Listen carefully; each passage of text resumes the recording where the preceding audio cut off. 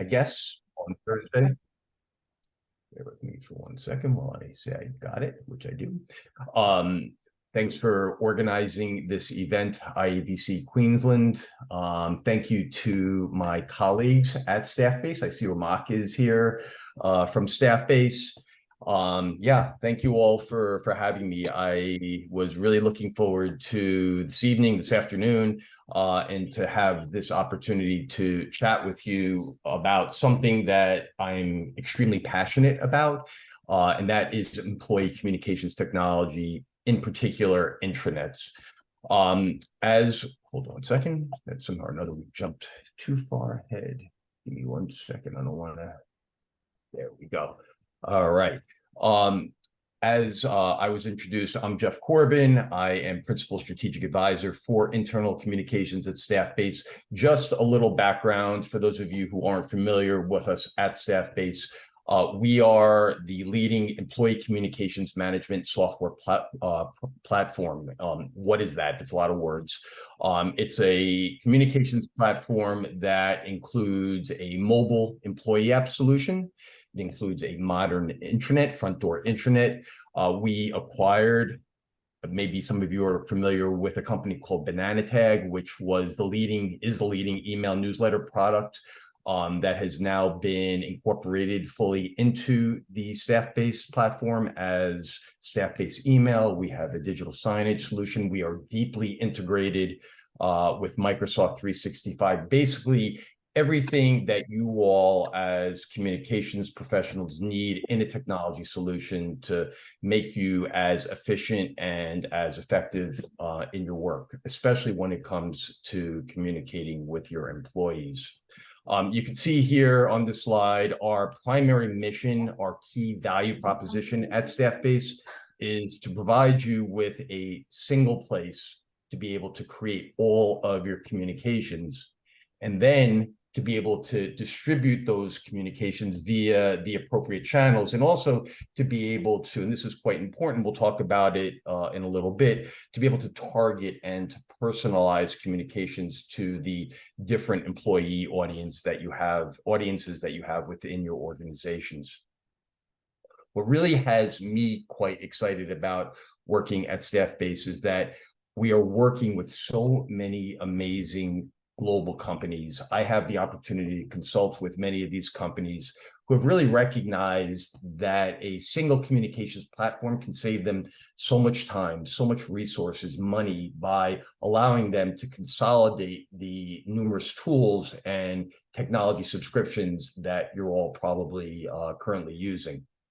So that's a little bit about Staffbase. What brought me to Staffbase? You heard my background, which has been actually 25 years in communications, as was mentioned by Emma, first running a corporate communications PR consulting firm as its CEO, where I specialized in employee communications, other areas of corporate communications, and then also having started a mobile app technology company that was focused on employee communications, which actually, interestingly, was a competitor to Staffbase.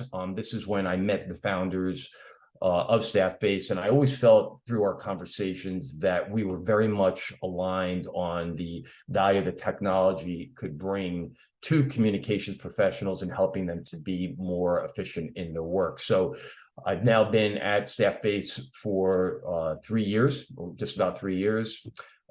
Really, for the past 10 plus years, I have been all about employee communications and how technology can help companies, you as the communications professionals who work for these companies, to be better at what you do. I've also been part of the proliferation of mobile employee communication solutions really since the very beginning, which was in the, I guess you would say, the early 2010s. And I've spent the recent years of my career focusing on corporate intranets, both with respect to mobile devices as well as the desktop. And really, that's what I'm here to talk about today. What should companies be thinking about in 2023 with respect to their intranets? What's involved in creating an intranet, and who should take the lead on modernizing probably what has been in existence in many of your organizations for many, many years, or to the extent that an intranet doesn't exist, and we do see occasions where companies don't have an intranet. What's involved in creating a new one from the beginning, from scratch? So to get us started, I just want to talk a little about the history of intranets. I'm sure you're all aware intranets have been around for quite some time now. They actually date back to the early 1990s, when companies started to have very basic web pages that employees could access to get certain important information. 2001 was a very critical year, really a turning point for intranets, because this was the year when Microsoft launched SharePoint, which, as we all know, gave rise to intranets that were more common and that really set into motion platforms with sophisticated functionality and integrations with other workplace tools and systems. And if you think back to the very early 2000s, for those of you who were in business like I was in the early 2000s, Microsoft, many other software technologies, they were hosted on premises, or on-prem as it is known colloquially. And as a result of this, when cloud computing started to evolve and software as a service technologies, as we know them today, became more common, Microsoft didn't have to worry. And the reason for this was that they were already installed. They already had a significant install base in so many companies. In fact, today, 80%, it's amazing, this is an amazing statistic, 80% of companies around the world are using Microsoft. Many of them have SharePoint as the backbone for their intranets. So let's fast forward a couple of decades. 2020, we all know what happened in early 2020 with the global pandemic. What was interesting at that time was the pandemic shed light on something, which was that employees who were now working from home, they were having a very difficult time finding the information that they needed to do their work and to be productive. Why was this? It was because the SharePoint intranets, which they were using and had grown for years, if not decades, they were kind of a mess. And I'm sure for those of you who use SharePoint, have SharePoint as your intranet, you know what I'm probably talking about.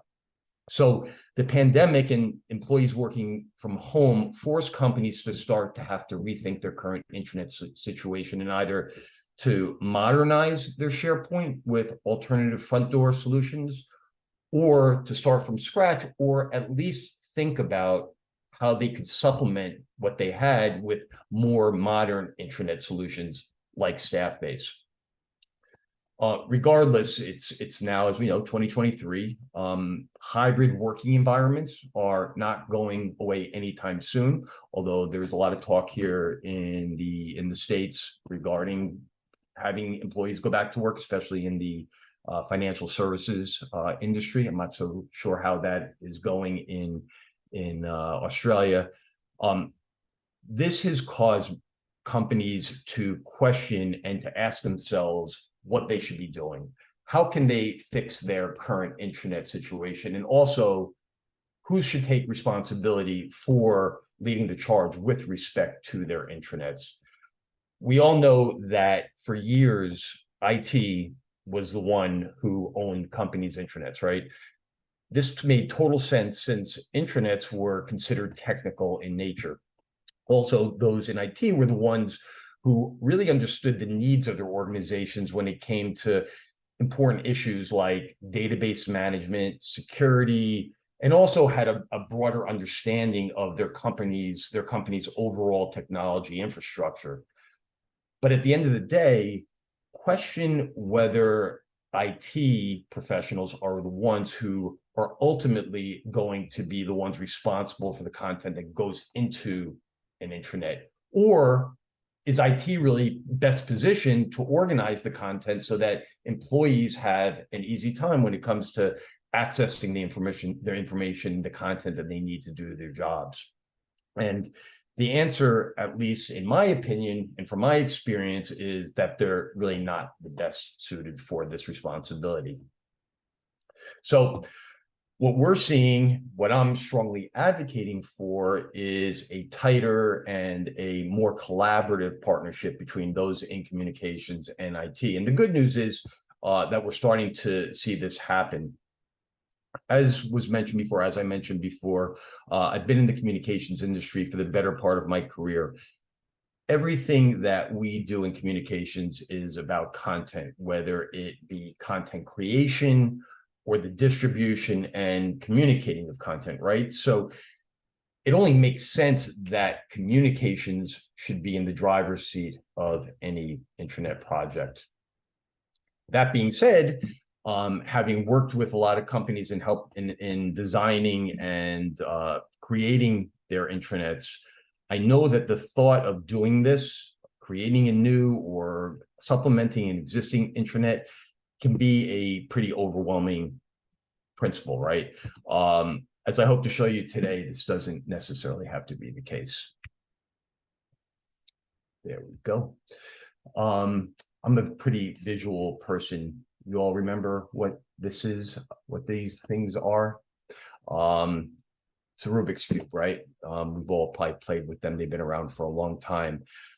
When I think about intranets of the past, also intranets today, I think about the Rubik's Cube puzzle before the puzzle actually begins. It's a mess, right? That's the on the left side of the screen. The goal of the puzzle is to clean it up by having the same color on the same side. I view the creation of an intranet basically the same as the Rubik's Cube. It's a puzzle. It's fun. It's challenging. It takes time. But when it's complete, when you get all the colors on the same side, it's so satisfying. It's the same thing with creating a intranet. And I hope that by the end of this presentation, you feel the same way. I recently published a 5-part article on reimagining and modernizing a corporate intranet. It was published in an online publication called Reworked, which is focused on employee communications and employee experience. We at Staffbase have taken the article and repurposed it in this white paper. You see the URL on the screen. I think someone, maybe Bree, can put it into the chat so that you have easy access to the white paper. With the time that I have left, I want to share with you some of the key takeaways from the article that really demonstrates, I hope, why communications professionals should be taking the lead on any intranet project and what you all need to do to be successful in strategizing, concepting, and then launching the new intranet. You can see here, I've synthesized it into 7 steps to follow. What I can tell you is, having consulted with many companies recently on this at Staffbase, companies like General Electric, which is using Staffbase as the communications platform for their intranet as they transform from a single public company into 3 separate public companies. Companies like Alaska Airlines, John Deere, who are using Staffbase for their intranet. If you follow these steps, not only are they going to work, but they're going to set you as communications professionals up for success. So I'm going to talk briefly about each of them. The first step is to define the problem to be solved. And here are a few of the challenges, problems that companies have communicated to me over the years. Things like, we've grown so fast, so significantly over the years, our current intranet just doesn't work and it keeps on crashing. I've also heard from some companies that a large percentage of our employees, especially those who are on the front line, they don't sit in front of computers, therefore they can't access the intranet and the content that's in it. Another challenge is that companies have too many systems that are being used, so therefore employees don't know which one to go to for what they need. And one other challenge is that companies' current intranets don't allow for them to personalize communications. And it's a one-size-fits-all solution. And therefore, there's so much information, so much clutter that it's not relevant to many employees, and employees can't find what they actually need to do their work. So understanding, acknowledging the problem to be solved is going to be the first and necessary step that you need to take, especially to get buy-in from leadership, as well as budget for a project that's going to be as significant and important as this. The second step is to really understand your organization and all of the different employee constituencies that exist within it. So modern intranets today allow for the ability to target content to different classifications, different groups of employees, to make for a more relevant and personal employee communications and user experience. I've heard in some of my conversations with communications professionals that they believe that human resources should own this responsibility.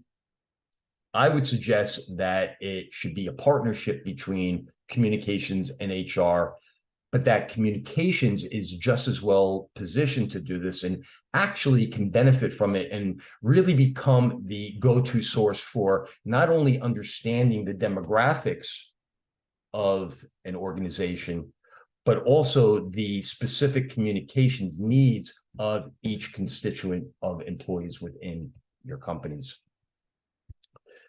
Step 3 is deciding how granular you want your segmentation to be. So I'm going to use as an example a hotel or hospitality organization that employs thousands of people. The content and communications that a front desk employee needs is going to be very different from what a housekeeper needs, right?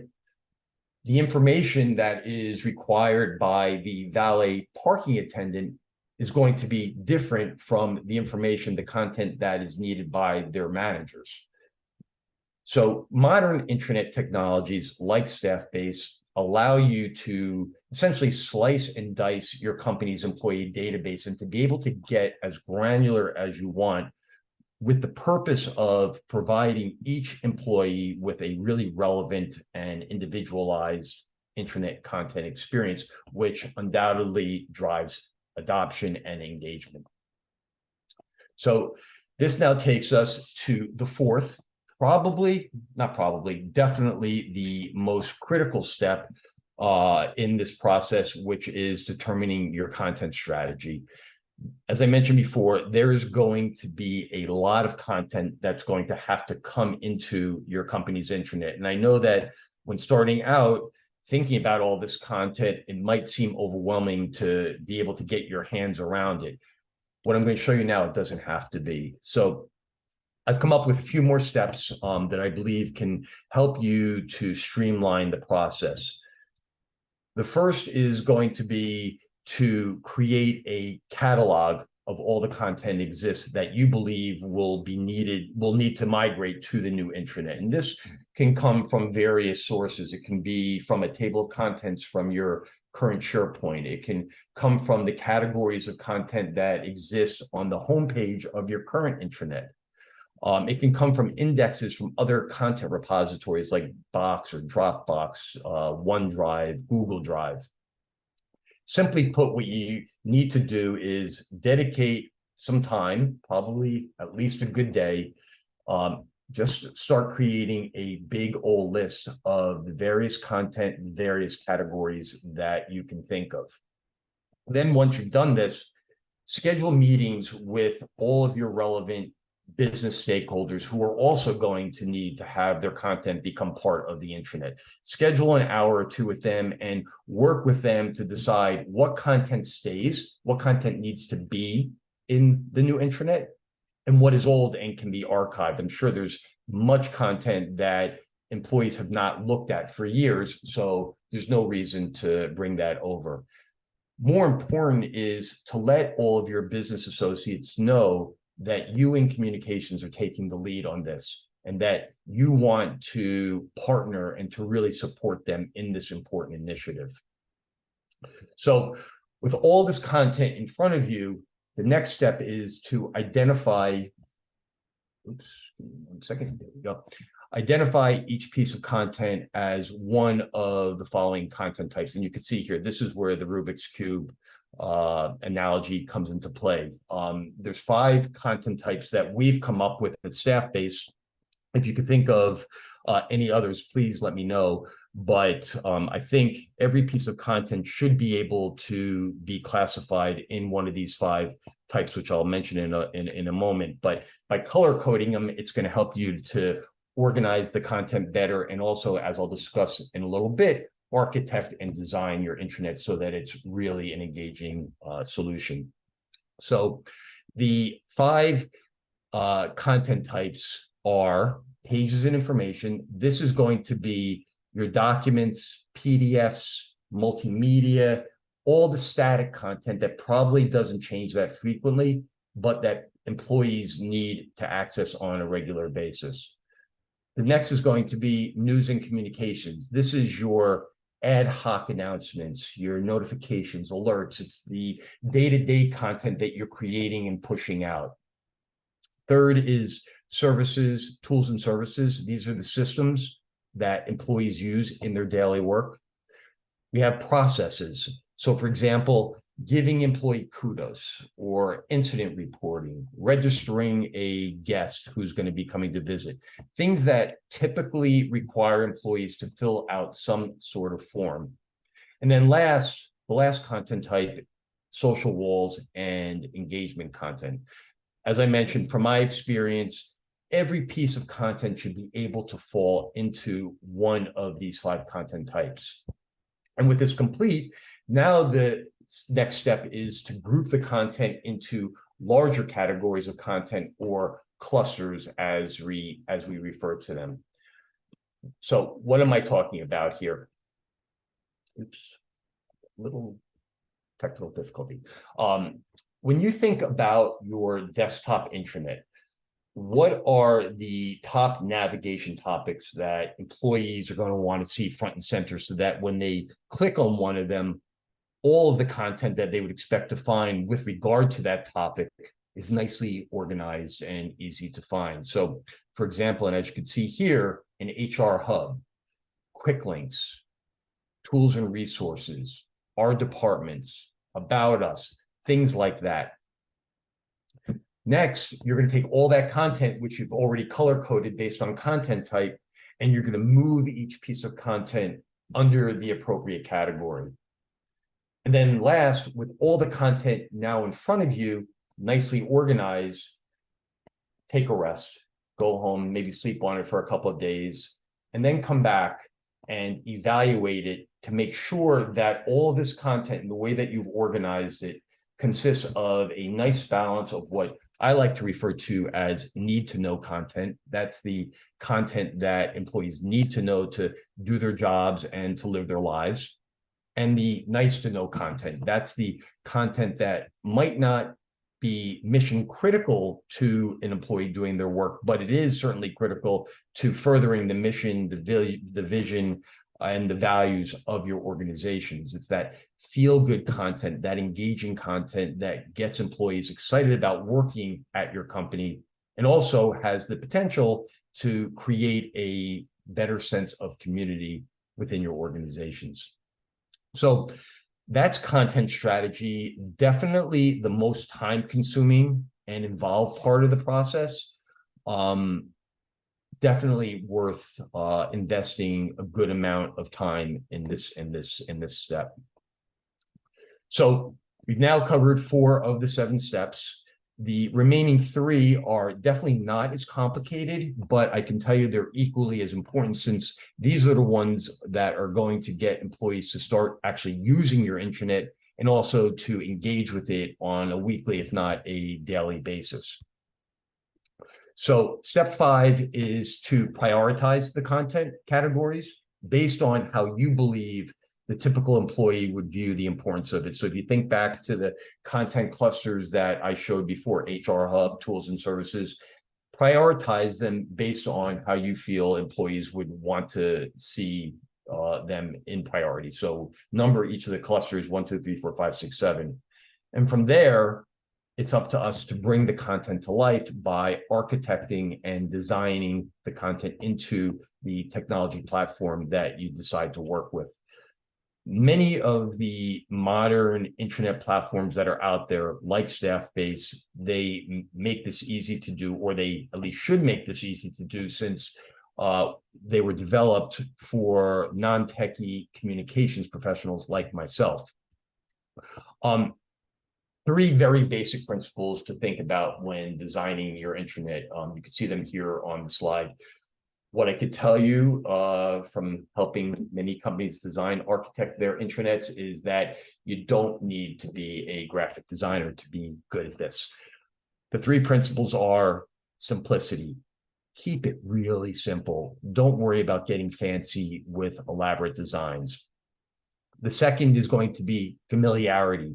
We want to create a user experience that employees are familiar and that they're comfortable with. So for example, let's take the non-desk worker who probably is going to be accessing your intranet through their mobile device. And any intranet needs to have a mobile component, a mobile employee app component, in order to satisfy the communications needs of folks that aren't sitting behind desks on as part of their day-to-day jobs.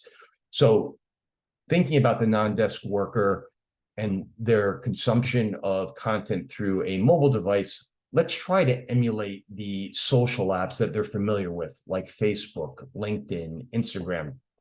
Think about news feeds, scrolling carousels as ways to deliver your employees important news and information.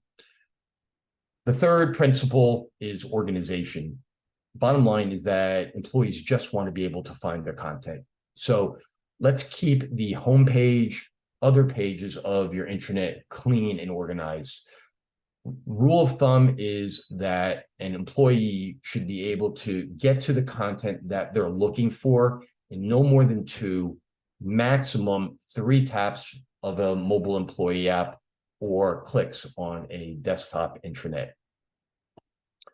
All right, we've made it to the last step, step 7, when launching a new intranet, and that is the communication surrounding it, and then actually launching the solution, the platform. I think you'll all agree, I hope you'll all agree, probably preaching to the choir here, that anything new requires some form of change management communications. The bottom line is that no one likes change. So communicating the thinking behind a new intranet, or for that matter, any new technology, is going to require some sort of hand-holding, as well as explaining the value that the platform, that the solution is intended to bring.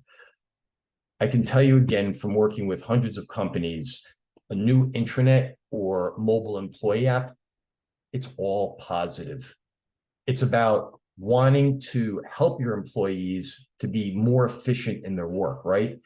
It's about wanting to be more transparent and immediate in the delivery, in the communications of information to employees. And it's also about wanting to make the lives of employees better and to save them time by providing them with their content, with their communications in a way that is convenient to them, whether it's through a desktop computer, a mobile device, digital signage screens, whatever the channel might be. The bottom line is that there is no hidden agenda here other than wanting to make the lives of our employees better. One last thought when launching your intranet. Think of it as a significant opportunity for your company. You're not going to be launching a new intranet every year, let alone every decade. So you don't want to waste this opportunity. It's something new. It's something exciting. And as I said before, it's all positive. So make something of it and have fun launching your new intranet. I say to many of the companies that I consult with that launching a new employee communications technology can and should be treated as an employee engagement strategy in and of itself. Whether it's on a shoestring budget or a more elaborate budget. It's really an opportunity to get in front of all your employees, to rally them around the great things happening at your companies, as well as the fact that you really do care about them and are trying to help them. So I hope that gave you some good thoughts on what's involved in creating an intranet. I hope that you're not overwhelmed and that you're ready to attack it if appropriate for your companies. I really, again, appreciate the time, the opportunity to chat with you all. I would love to connect with you on LinkedIn. Here is my LinkedIn URL. Also, if you want to schedule a in-person call, always happy to do that. You have my email on the screen. Just remember, we are 14 hours behind you. So preferably in the morning, my time. In any event, thanks very much. And I'm happy to answer any questions that you all have. Thank you, Jeff. That was really insightful. It's been a long time since I've thought about intranet, so sort of all came flooding back to me. But that was incredibly insightful. And we actually do have a few questions filtering through. So if you wouldn't mind, we have one, I think Dilka posted this, but coming back to the point about there being so many communication platforms, how do you distinguish the communication purpose of an intranet from the other platforms, such as Teams, Yammer? So, you know, every company has a different goal with their intranet.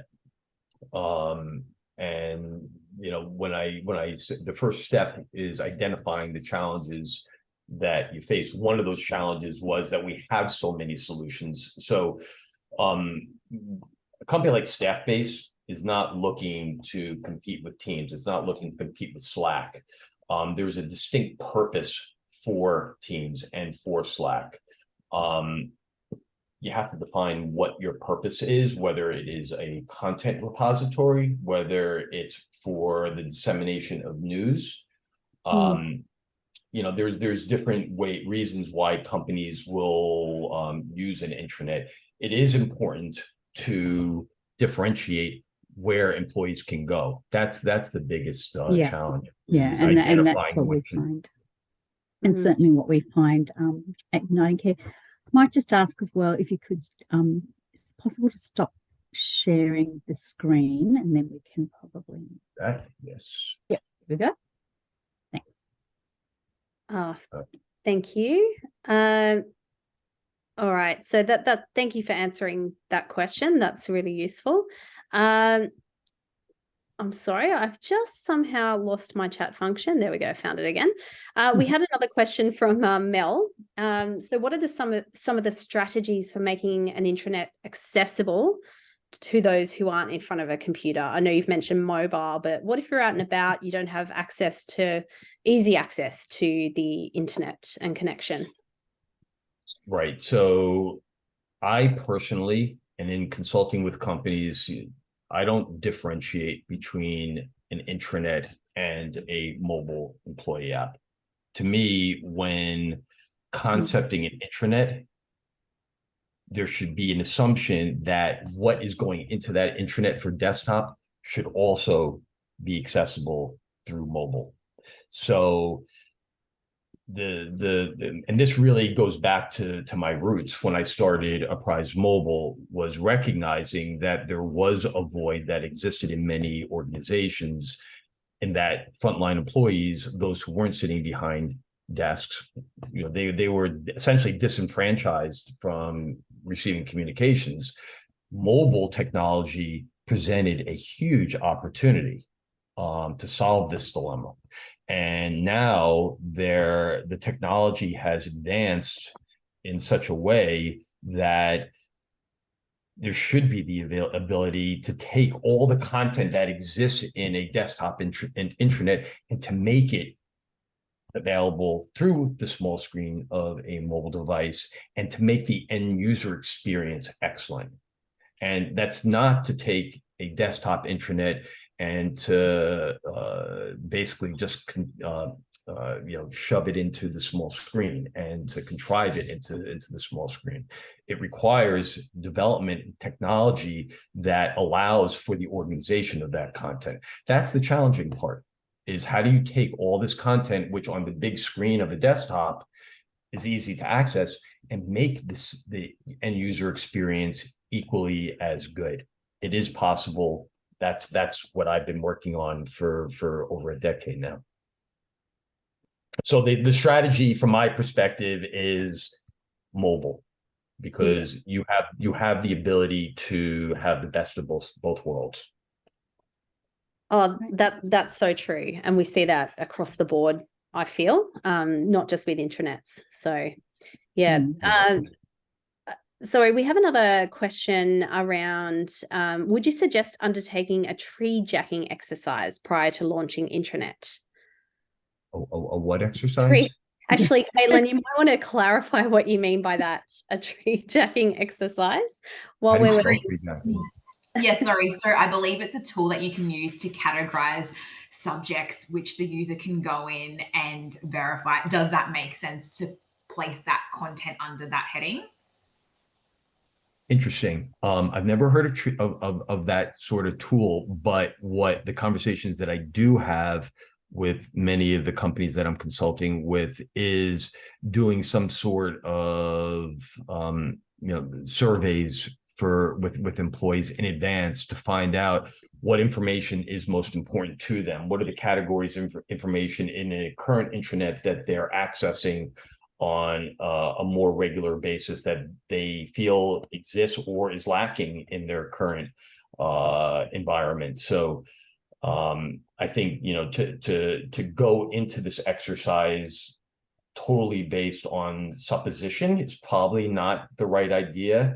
To survey employees is going to be very, very helpful in getting it right the first time. Thank you. Yeah. So what you're saying there is, it would be crazy not to engage with staff around their needs and opportunities.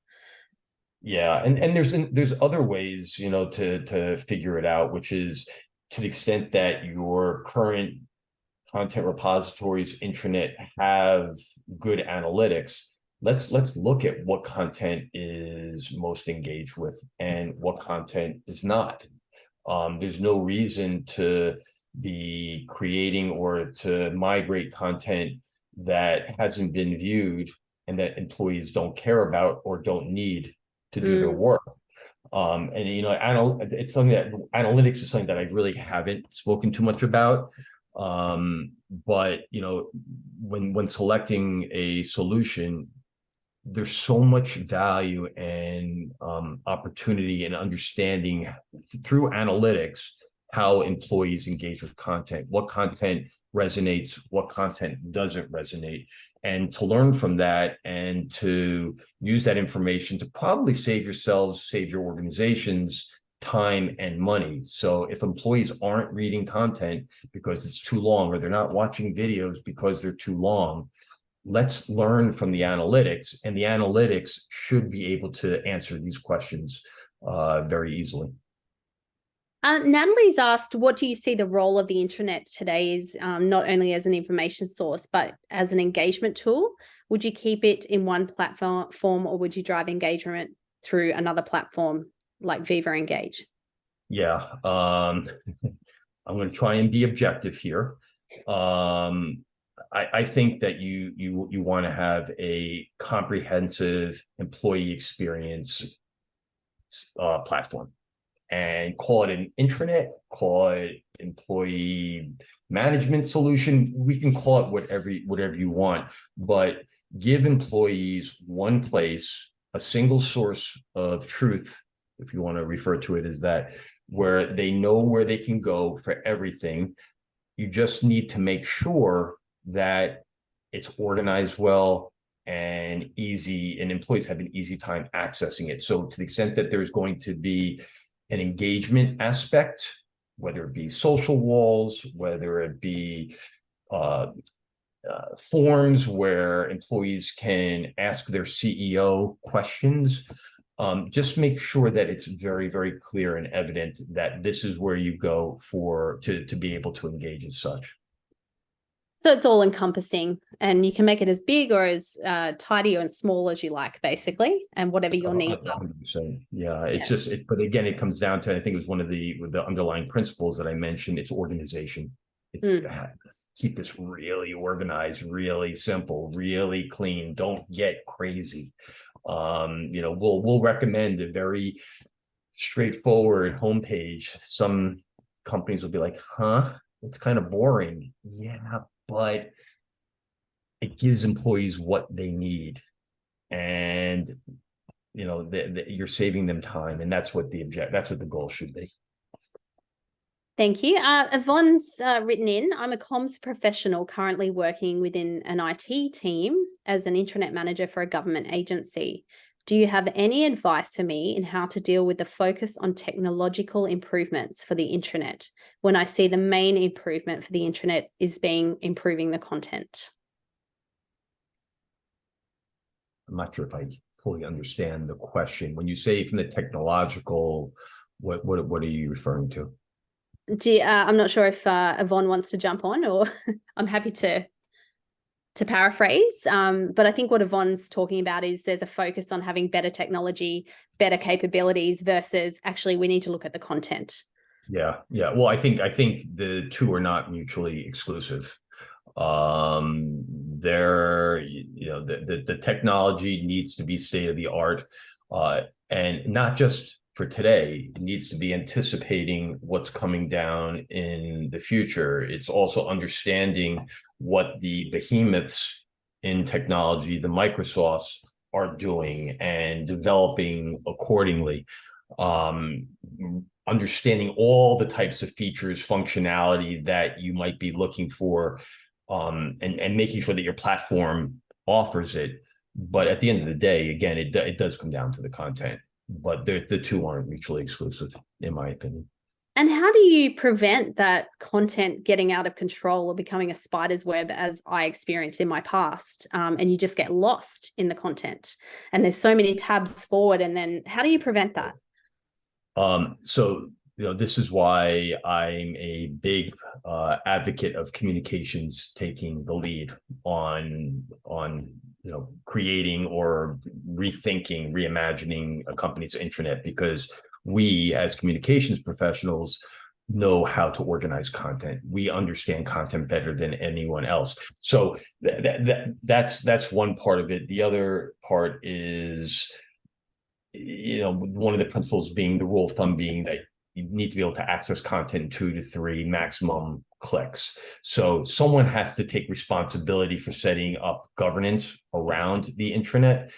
In many instances, we do see, allowing multiple administrators, which as organizations get larger, as you become more granular in your user segmentation, there's a need to involve other people in the process. It can't just be a few people in communications.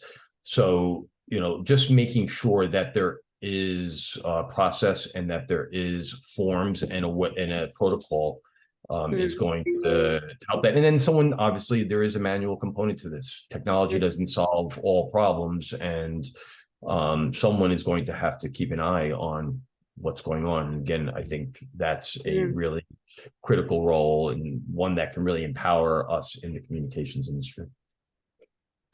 Jeff, having worked with some of the larger global companies, what would you say is one thing that stood out about their experience with their intranet that others could adopt or follow? Yeah, so many of the companies, the larger companies that I'm working with now, I mentioned Alaska Airlines, I mentioned General Electric, John Deere, their intranets had grown over the years and became somewhat unwieldy. And I think, like I mentioned earlier, the pandemic shed light on this. So, looking at it, thinking about what existed today and the mess that had grown, they have just reached the conclusion that there was a lot of wasted time and frustration that was brewing because employees couldn't get information that they needed. So that's been really, companies have awoken to the fact that it's now 2023 and the intranets, the SharePoints from the 1990s just aren't functional. And people working from home, they needed to make a change. And Steve has written, at some of those larger companies, how many people's full-time job is it to manage the intranet? As the companies get larger, they tend to have more people involved. So it's not a full-time job. Maybe there is one or two people who that is their primary responsibility at a corporate level. But what also tends to happen with these larger organizations is, as they think about their user segmentation strategy, how they want to slice and dice their database, many of them are looking at different locations. They're looking at different job classifications and designating people to be responsible for the content within their respective areas. Great. So what if you're a small company? Does that change how you'd look at that? I don't think so. If you're a 100-person company, if you're a 500-person company, which are pretty big companies, it's the same process, is looking at your employees. How are you structured? How do you communicate differently to those different classifications, groups of employees, and then segmenting accordingly and targeting content appropriately and bringing in the right people to allow for that more personalized communication. Fantastic. Mel's just written in, what are your thoughts on customization? I've worked with businesses who have done so much customization, and it takes a lot of resources to code things, or third parties who need to be involved, which costs money. Yeah. Better not to have to deal with customization, because the problem in today's technology world is that, again, the behemoths, the Microsofts, the Googles, they're always innovating. And the more customization that you have, that's going to require further customization down the road when Google and Microsoft and Apple decide that they're going to be making changes to their operating systems. That's where a company like Staffbase, again, being as objective as I possibly can, we're thinking holistically, and we're also staying ahead of the technological curve, so that hopefully we are offering what one might think as being custom as part of the out-of-the-box solution. So for a company like Staffbase, do you service all sizes of businesses and all needs within that spectrum?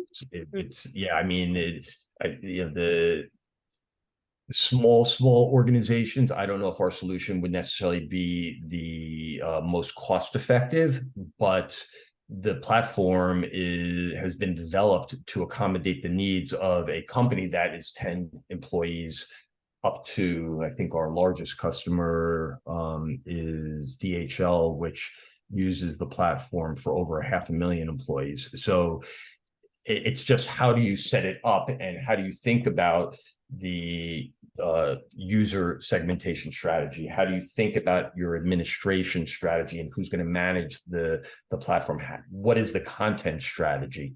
That is the same regardless of whether you're a 100-person organization or a 500,000-person organization. And I'm going to be a little bit controversial here, but will there ever be a time that the intranet doesn't exist or gets superseded by something else? Hopefully not in my career. But no, it's an interesting question. There is this new phenomena going on right now, and we're talking about it. We're developing for it. Artificial intelligence is here, and it's taken on a new. It's really taken us by storm. This in 2023. who knows? I think artificial intelligence is going to change the way in which people consume content, how they access content, how we in communications do our work, for that matter, how we create content. You know, right now we can create content or have chat GPT create content for us. So it's all going to change, and probably very, very quickly. We just launched or it's in beta, I think now. It's called Staffbase Companion, which is taking advantage of Microsoft ChatGPT to help communications professionals in the creation of content. And we're continuously thinking about where this is all going and developing so that we're ahead of the curve on it. But I think to your question, Emma, it will change. Yes, Intranet as we know it today will probably be different in 10 years from now. That being said, there's always going to be, as long as companies are in business and as long as there's a need to communicate with employees, there's going to always be a need for some sort of place where employees can access what they need to do their jobs, and also to be able for companies to communicate to their employees. That should never change and will never go away, which should be somewhat comforting for us in communications. We just need to be open-minded to how technology is evolving and how it can help us to do our jobs better. That's a perfect note to end on. I think your job's safe. I don't think you're going anywhere, Jeff. So no, I can sleep well now, I guess. You'll just have to weave all of the new technology into it. That's all. So thank you very much. Again, really insightful, fascinating presentation. I'm sure some of us out there are very keen to keep speaking with you and learning more about the wonderful world of intranets, but we do appreciate your time today. And if anyone would like to reach out to Jeff, please do with any further questions. I'm sure he'll be more than happy to respond. And before we go, I'd just like to plug our next IABC event. As you know, we run some great events at IABC Queensland, including today. So we'd love to you to join us for our next event on Wednesday, the 4th of October. Emma Mahafri is a leader in culture and employee experience and the co-founder of Brisbane-based agency MJoy. And she's going to share her unique perspective on the topic of belief and trust in communicating culture. So this will be an in-person event after work starting at 6 p.m. Our tickets will go on sale from next week. So we're holding it at the City Winery on Edward Street, and that's a lovely venue. So we'd love you to join us. Keep an eye out on our social media and buy your tickets. So thank you very much. We've had a lot of people responding, saying thank you, and we will invite you along to all of our future online events, Jeff. And maybe in person as well. I see Hopefully that you'll get out here. our VP in Australia is on the call. So looking forward to coming down. Can't wait to welcome you. Awesome. Thanks, Jeff. Awesome. Talk soon. Thank you all very much.